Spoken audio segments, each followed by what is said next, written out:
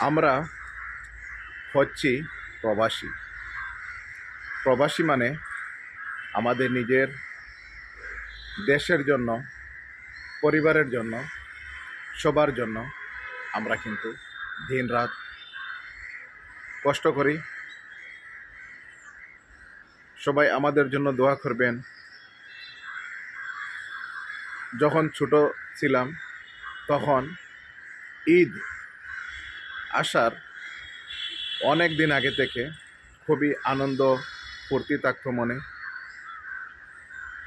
যখন থেকে বড় হয়ে গেছি তখন থেকে তেমন একটা আনন্দ মনে আসে না। কেন আসে না সেটা বলি।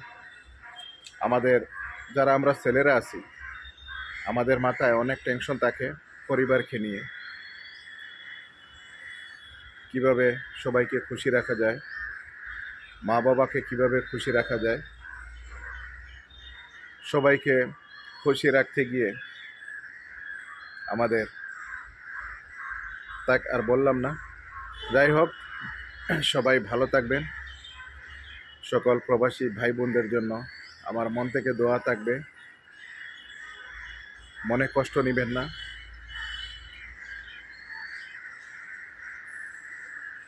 পরিবার, মা বাবা, ভাই বোন সবাই খুশি থাকলে আমরাও খুশি।